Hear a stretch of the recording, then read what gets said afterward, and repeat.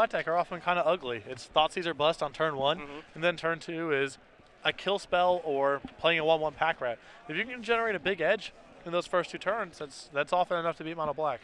Speaking of mono black, Owen Turtenwald on your right, 6-0, former Player of the Year. Back-to-back Grand Prix winner. He's against Daniel Unger playing white-black humans.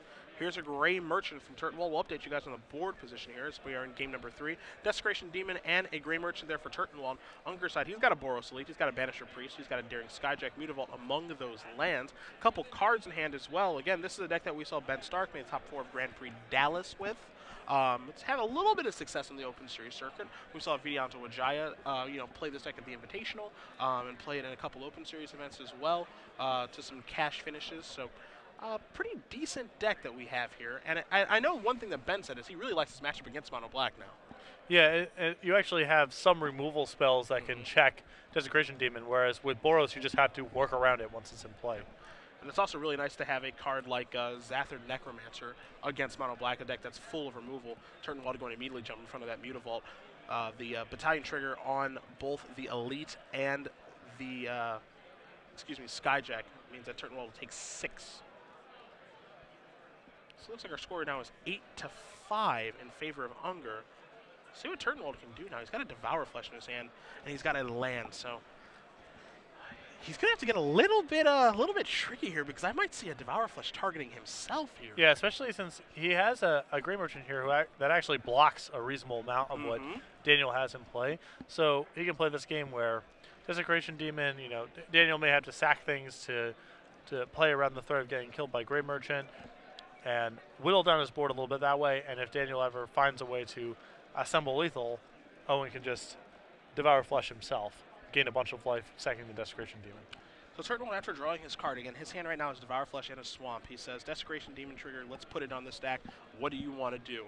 And this is a really, really difficult decision right now if you're Unger because, do you want to let him attack?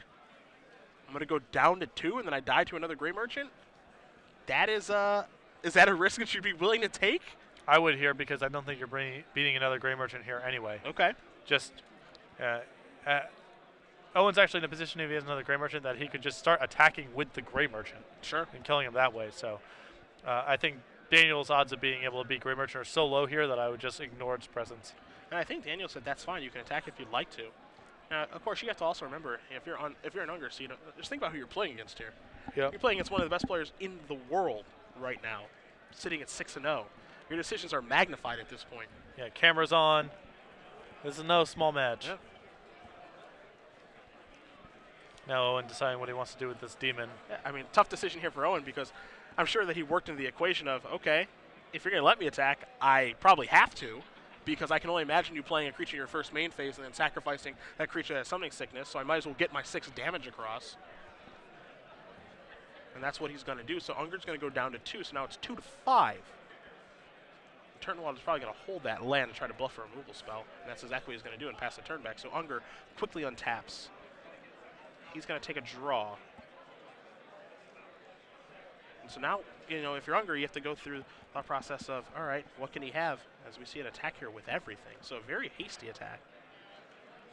2 Battalion triggers, so Skyjack has flying. This is a Brave the Elements to give creatures protection from blacks. This is an attacker for 3, 6, 7, 8, 9, 10.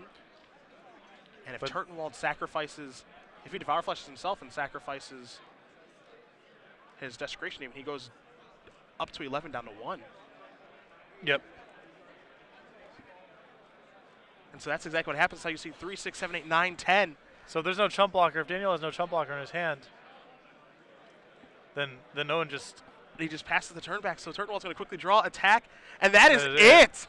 Owen Turtenwald wins a very close one against Daniel Unger. Mono Black Devotion moving on to 7-0. We might have a Turtenwald-Perez battle here in the future, but for right now, Owen Turtenwald, former Player of the Year.